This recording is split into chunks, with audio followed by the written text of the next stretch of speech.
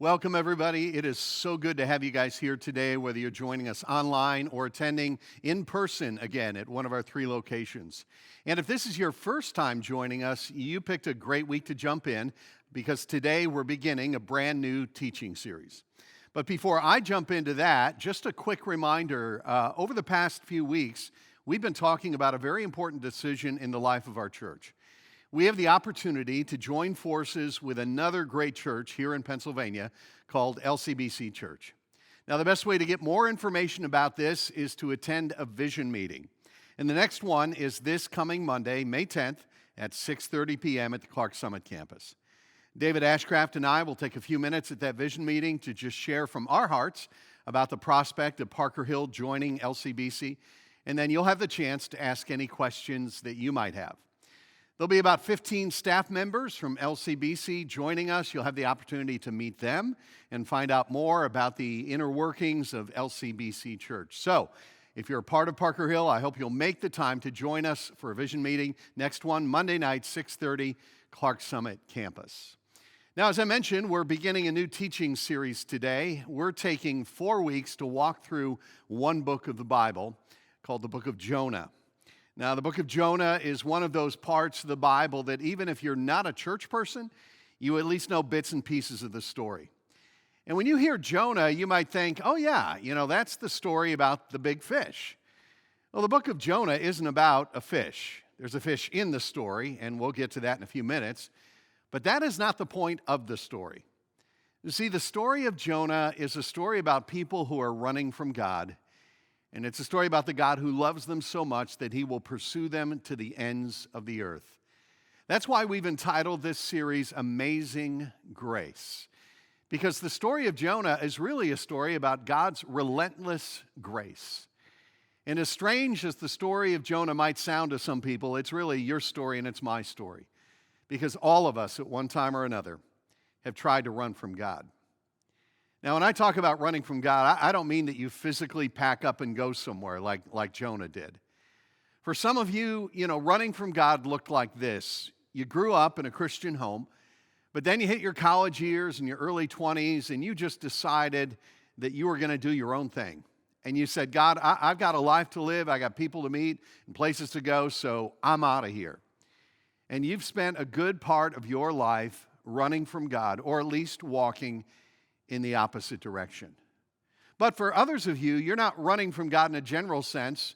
Maybe what you're doing is you're running from God in one specific area of your life. It's not like you've abandoned your faith, but maybe there's one particular issue where you're saying, God, you just need to stay out of that part of my life.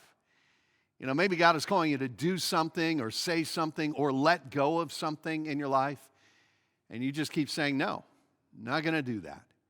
And in that one area of your life, you're running from God.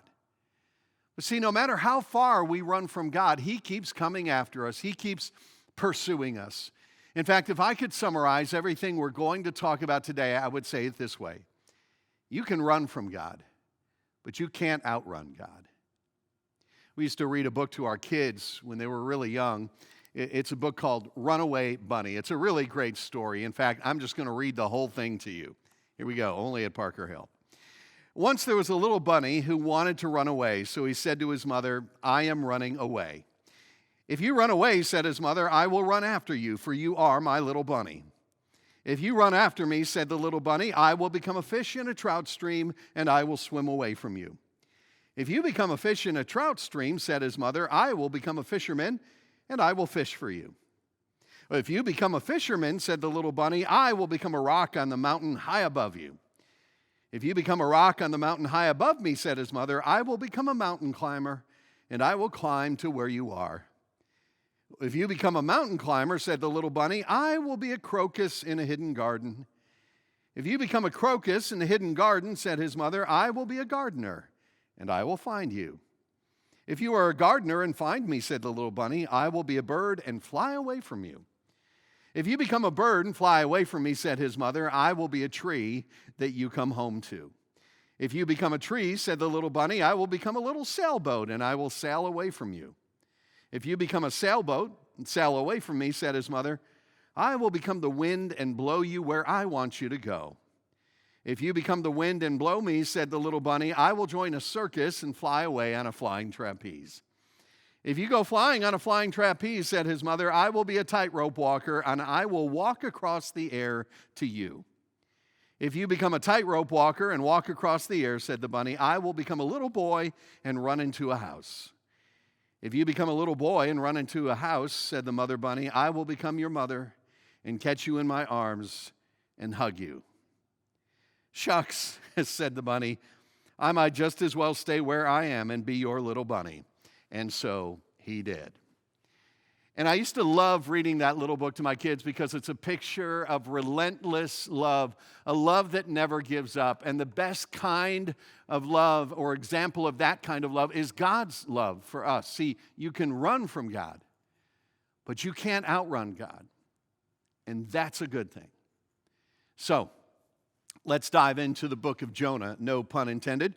Jonah has 4 chapters. Today we'll cover chapter 1. Here's how it begins. The word of the Lord came to Jonah, son of Amittai. Go to the great city of Nineveh and preach against it, because its wickedness has come up before me. Now, Jonah was a Jewish prophet, and the job of the prophet was to deliver a message from God. And normally a Jewish prophet would speak to the Jewish people, but this was different. God was asking Jonah to go to the city of Nineveh. Now let me tell you a little bit about Nineveh. Okay, the city of Nineveh was an ancient city located in what is now the country of Iraq. And interestingly, up until 1847, most historians thought Nineveh didn't even exist. They said it was just a fictional city that was invented just for the purpose of telling a good story. But then in 1847, a British archaeologist uncovered the ruins of Nineveh. And now, after many years of excavation on that site, we know that Nineveh was, in fact, a very large city. This is a satellite image of the ruins of Nineveh, just outside the city of Mosul in Iraq. In terms of population, Nineveh was the largest city in the world at that time. And Nineveh was the capital city of the Assyrian Empire. The Assyrians were the most powerful nation in the world at that time, and they were a constant threat to their neighbors, the nation of Israel. The Assyrians were known for their brutality. They were cruel, wicked people, and that fact is well documented in history. In fact, this is a carving that was found in the ruins of the city of Nineveh. It depicts what the Assyrians would do to their enemies. Whenever they conquered a city, they would impale their enemies alive and leave them outside the city gates. Or they would dismember their bodies, or they would hang the heads of the conquered soldiers on the walls of that conquered city. Do you know that sometimes they would even chain them up and make them listen to Taylor Swift albums over and over? That was the Ninevites. No, seriously, they were wicked, cruel people. And the people of Israel were often the target of their cruelty, which means that Jonah probably personally knew people who were killed by the Ninevites. And I'm sure that he carried some bitterness toward these people.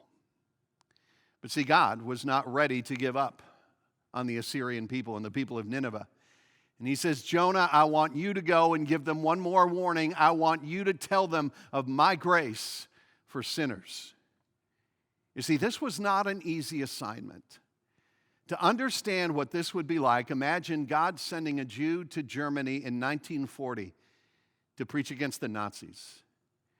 That's essentially what God was asking Jonah to do. So, what do you do when God says, here's where I want you to go, but it's not where you want to go? Or when God says, here's what I want you to do, but it's not what you want to do? Here's what Jonah does. Verse 3, but Jonah ran away from the Lord and headed for Tarshish. He went down to Joppa, where he found a ship bound for that port. After paying the fare, he went aboard and sailed for Tarshish to flee from the Lord. Now, to really appreciate this, you have to see it on a map. So to get to Nineveh, Jonah would have had to travel on land about 500 miles to the northeast. But here's what Jonah did instead. He went 2,500 miles in the opposite direction. This was literally as far as you could go in those days. in terms of commercial trade routes. Jonah was basically saying, not only am I not going to go to Nineveh, I am in fact going to go as far as I possibly can in the other direction. And maybe that's an illustration of your life right now. God is saying, here's what I want, but you're going in the opposite direction. You know what we have a tendency to do, all of us, it's human nature, is we have this tendency to take God's commands and look at them as suggestions. One of my favorite quotes is from a pastor named Larry Osborne, and in one of his books he writes this. He says, many of us treat God like a personal consultant rather than the Lord of our lives. Now, a consultant is someone whose wisdom we highly value and listen to, but at the end of the day, we make the final decision. That's why they're called consultants. Here's the problem. God doesn't do consulting. He never has, never will. He does God. And when we treat him as a consultant, he simply stops showing up for the meetings. See, that's what Jonah did. That's what we often do. Jonah treated God as a consultant. He said, God, I know what you're telling me to do, and that sounds like a fine idea. I get that. But see, I'm just not going to do that. Now, I suppose this could have been the end of the story right there, been a very short book of the Bible. I mean, God could have said, well, there goes Jonah in the opposite direction. I guess I'll just have to get somebody else to go to Nineveh. But here's the good news. God does not give up on us that easily. God loved Jonah too much to just let him run. See, you can run from God, but you can't outrun God. So let's keep reading here. We're going to continue. Then the Lord sent a great wind on the sea. Such a violent storm arose that the ship threatened to break up. All the sailors were afraid, and each cried out to his own God. Now, these guys were professional sailors. This is their world. They're used to storms. They don't scare easily. But this time, they're scared enough to pray. And they're scared enough to do something else. It says, and they threw the cargo into the sea to lighten the ship. Now, they made their living taking cargo from one port to another. So when the cargo went overboard, their profit went overboard, which meant that they were going to take a huge financial hit. And do you know where Jonah was in the midst of all this chaos? Look at the end of verse 5. It says, but Jonah had gone below deck where he lay down and fell into a deep sleep. You know, every once in a while I hear someone say something like this. I know what I'm doing is wrong, but I have such a peace about this. And certainly if God didn't want me to do this, then I wouldn't have such a peace about this decision. Listen, Jonah had such a deep sense of peace that he could sleep through a storm, even though he was running in the opposite direction from where God had told him to go. See, sometimes that sense of peace that we feel is nothing more than a hard heart. So God sends a storm, but Jonah sleeps right through it. And since a storm wasn't enough to get his attention, step number 2, God prompts the captain of the ship to go down and speak to Jonah personally. Let me keep reading. Verse 6, the captain went to him and said, how can you sleep? Get up and call on your God. Maybe he will take notice of us and we will not perish. And if you think about it here, the contrast is amazing. The sailor is telling God's prophet that it's time to pray. And in a way, I think God was speaking to Jonah through the voice of the captain. God was saying to Jonah, come on, Jonah, wake up. Look at where you are. You're in the middle of a storm. Wake up, Jonah. Call out to me. Turn back to me. Come back home. About 15 years ago, there's a hurricane that swept through the middle of Florida.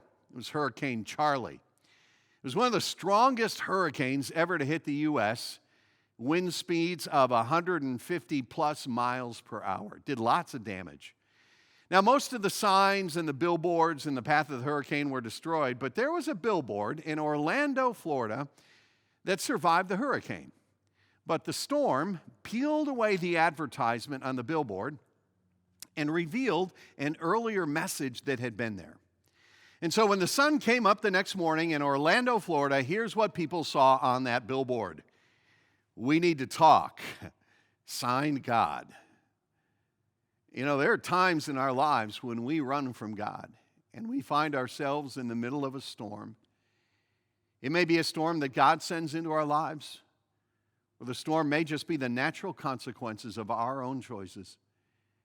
But you know, sometimes it takes a storm for God to get our attention. And in the storm, he says, we need to talk. Stop running.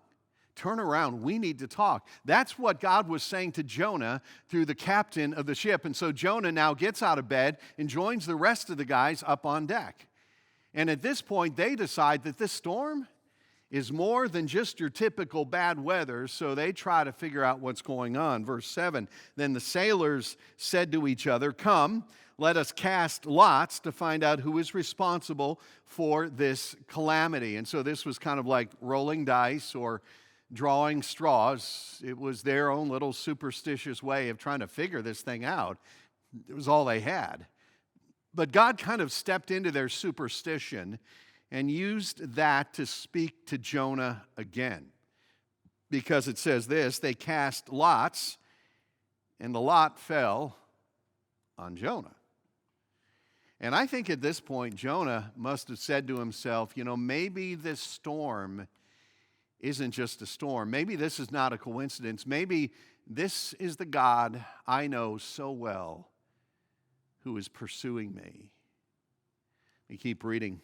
So they asked him, tell us who is responsible for making all this trouble for us.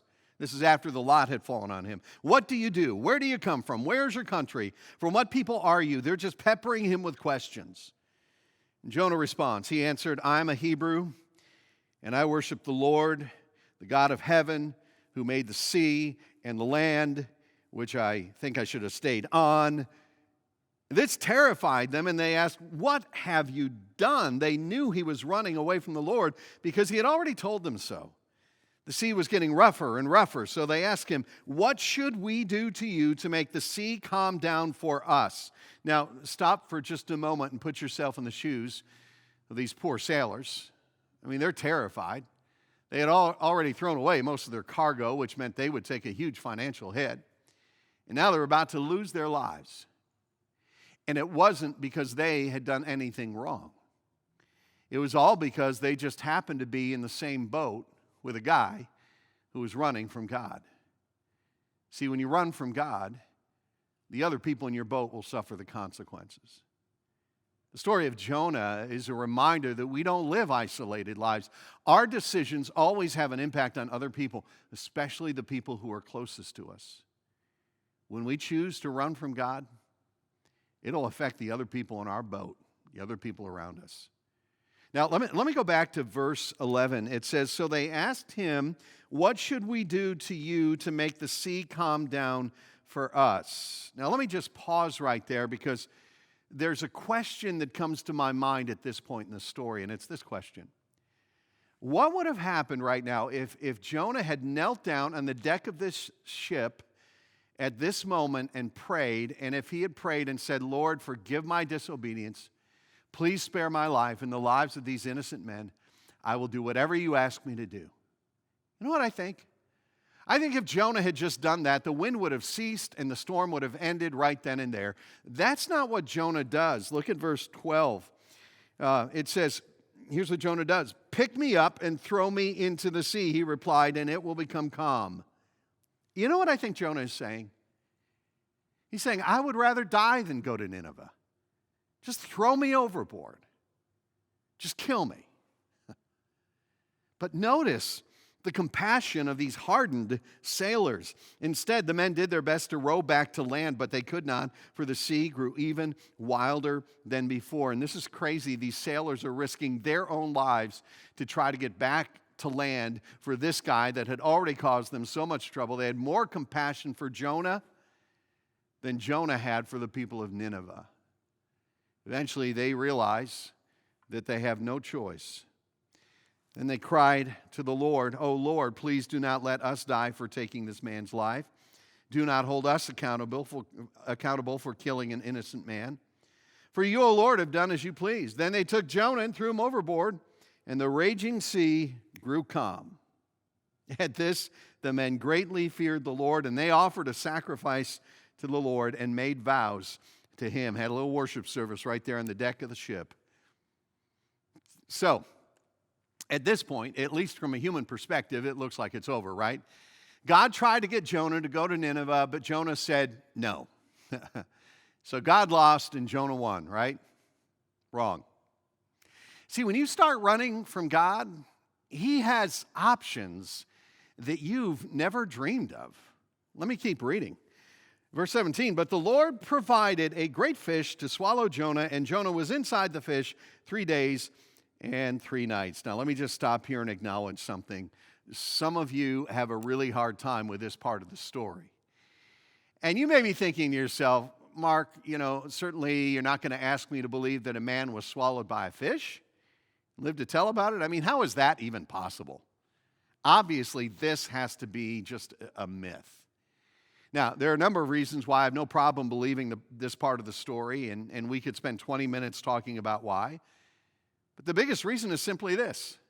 If you believe in God at all, if you believe in a God who is big enough to put this world in motion, a God who is big enough to create life on this planet, then you have to believe that God is able to keep a guy alive inside the belly of a fish for a few days, right? And then make the fish puke on command. I mean, think about it this way. We as human beings have found a way for people to live underwater for months and months at a time in what's called a submarine. So if God could create us and we could create a submarine that would allow a group of people to live underwater for months, then I don't think it's that hard to believe that God could pull off one guy underwater for 3 days. But let me go back to the beginning of verse 17. It says, but the Lord provided a great fish. Now, something we need to understand about the fish. The fish was not punishment. The fish was grace. The fish was an amphibious rescue vehicle. The fish was a second chance for Jonah. Now, don't get me wrong, it had to be a horrible, horrible experience. I'm sure it was dark and slimy and probably smelled like a porta potty at a county fair. I mean, it was terrible. But at the same time, it was good. Because here's what happens in that place. Look at the very first sentence in chapter 2 of the book of Jonah. It says, from inside the fish, Jonah prayed to the Lord, his God. In other words, God finally has Jonah's undivided attention, and it was in that awful place that God really begins to work on Jonah's heart. See, the fish was not retribution. It was restoration. It was not God's way of paying Jonah back. It was God's way of bringing him back. You see, sometimes we have to hit bottom before we look up. We have to feel some pain before God gets our attention. And maybe you're in the middle of some kind of pain in your life right now, but the pain that you're going through right now, that may be God's grace in your life. He may be allowing that pain, not to pay you back, but to bring you back. Every time we do baptisms around here and people tell the story of their spiritual journey, there are so many times when we hear people say something like this. When the bottom fell out of my life, when things got really bad, when she walked away, when my business fell apart, that's when I turned to God. The pain in your life right now, that may be God's grace. He may be allowing that pain or even orchestrating it if you're running from God. And if you're running from God, it's possible that behind the seemingly random circumstances of your life, God is knocking on the door of your heart, trying to get your attention. Well, Jonah's story doesn't end there. We're going to pick it up again next week, but for today, let me end by saying this. It is never too late to stop running from God. Never too late, because in God's eyes, no one is too sinful, too scarred, too screwed up, or too far away. Your Father in heaven loves you, and He will do what it takes to get you back. You can run from God, but you can't outrun God. By the way, the Jewish people have a tradition. Every year on Yom Kippur in Jewish synagogues, the book of Jonah is read in its entirety. And after the book of Jonah is read to the congregation, the people all stand up and they respond by saying in unison, "I am Jonah." That's a great tradition. I am Jonah. And you are Jonah. We run. But God does not give up on us. God came after us. He pursued us relentlessly. And here's the thing, the story of Jonah foreshadows a greater story, the story of a runaway human race and the God who pursued us all the way to a cross. Because 750 years after Jonah, a baby was born in Bethlehem. And that baby would grow up to be the Messiah, the Savior. And Jesus did everything right that Jonah did wrong. He was actually the opposite of Jonah. Jonah ran away from his enemies. Jesus ran toward his enemies, toward us. Jonah rejected God's will and went in the opposite direction. Jesus, in the Garden of Gethsemane, surrendered to the will of his Father, and he went to a cross. Jonah was all about his own self-protection. Jesus poured himself out in self-sacrifice. The Bible says it this way in the book of 1 Peter, chapter 2. He himself bore our sins in his body on the cross so that we might die to sins and live for righteousness. By his wounds you have been healed. For you were like sheep going astray, but now you have returned to the shepherd and overseer of your souls. My friend, my fellow runner, is God speaking to you today? And will you listen? Will you stop running? Will you turn around and surrender to the one true King, the shepherd and overseer of your soul?